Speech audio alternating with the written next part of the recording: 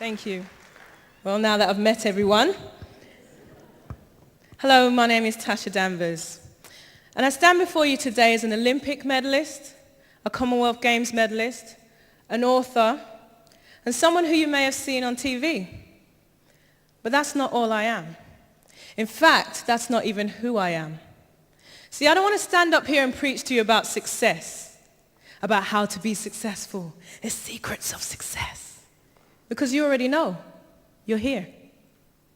But what I do want you to know is this. If you thought I was different from you when I stood up on this stage, you are very mistaken. See, I'm just like you, and you're just like me. We're no different.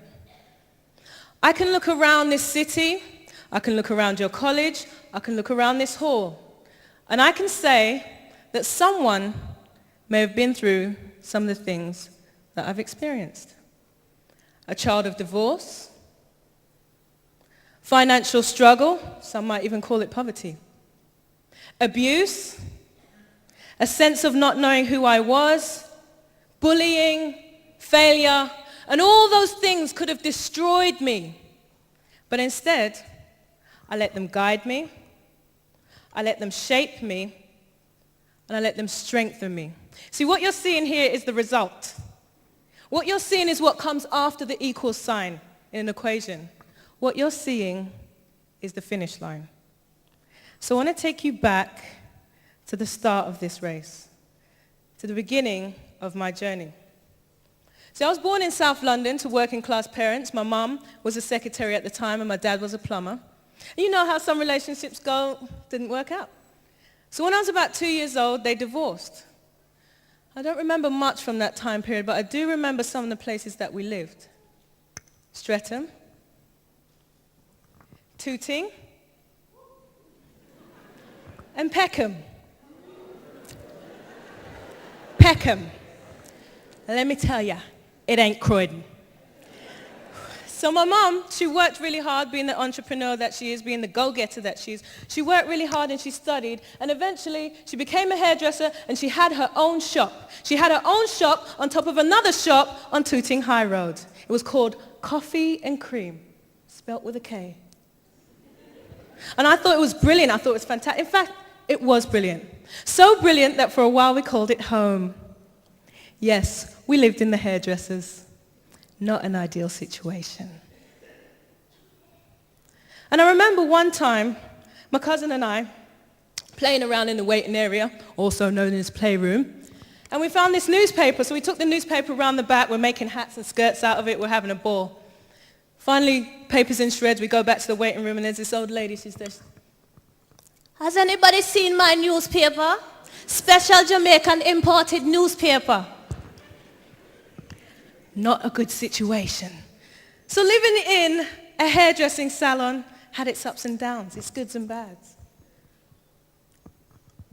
The good side, endless supply of hair gel. But on the bad side, if you came around the till on any given day, you might find some very interesting items.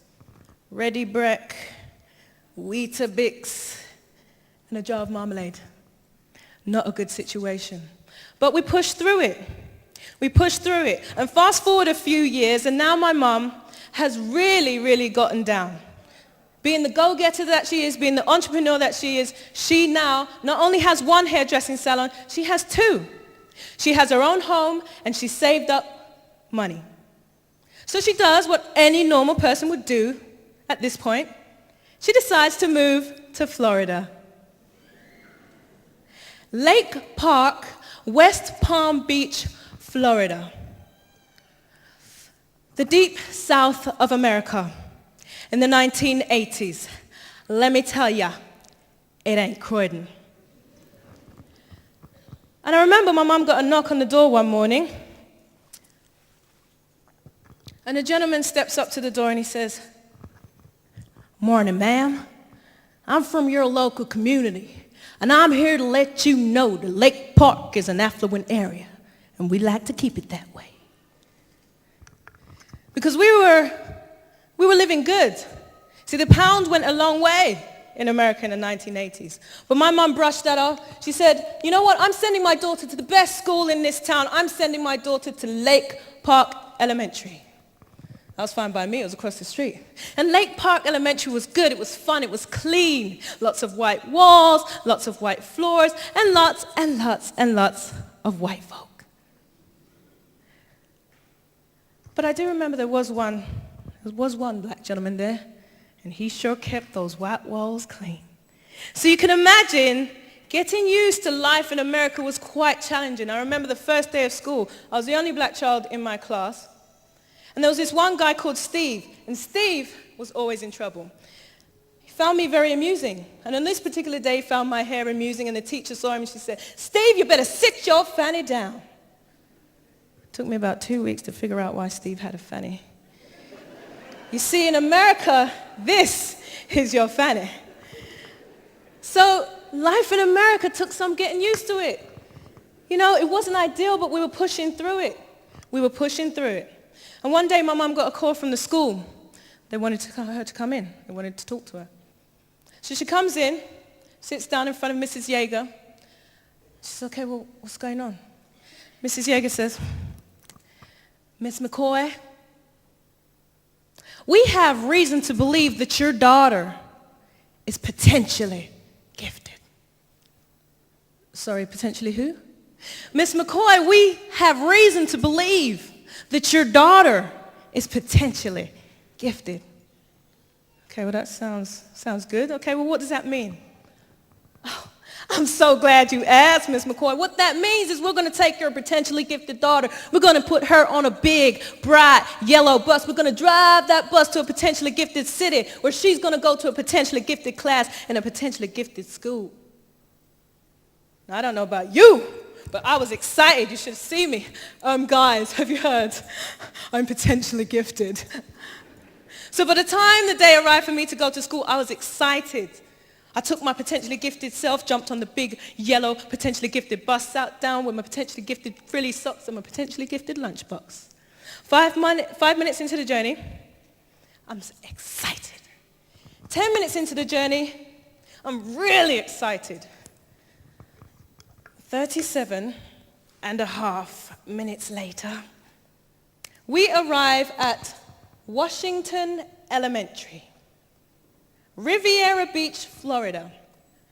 Let me tell ya, it ain't Croydon. Lots of black fences, lots of black windows, and lots and lots and lots of black folk. And it didn't occur to me until much later that quite coincidentally, every black kid from Lake Park Elementary had been potentially gifted. And then I remember the knock that my mother got on the door that morning, and the gentleman steps up and he said, "Morning, ma'am. I'm from your local community, and I'm here to let you know that Lake Park is an affluent area, and we like to keep it that way." See, West Palm Beach was a very, very, very segregated area. And people didn't take too kindly to you wandering around in their community. And they would find ways to make sure that you weren't there.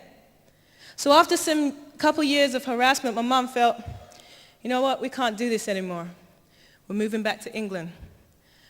But that was a tough decision, because moving back to England meant we would start from zero. The few dollars that we had left by now didn't go very far in the UK. So we moved back to England, and I remember there were times when my mum wouldn't eat so much so that I could eat. I remember once we were down to the last can of beans. But there was still love, and we still had fun. And I remember one day my mum comes to me and she says, "Tasha, today I'm going to treat you." So I'm like, yes, what are we going to do? She says, "Tasha, I'm going to treat you. We're going to go clothes shopping." So I'm like, yes. What teenager doesn't want to go clothes shopping? So we go along, and we're going along, and we pass, Miss Selfridge's. I'm like, okay, fair enough, we're not going there.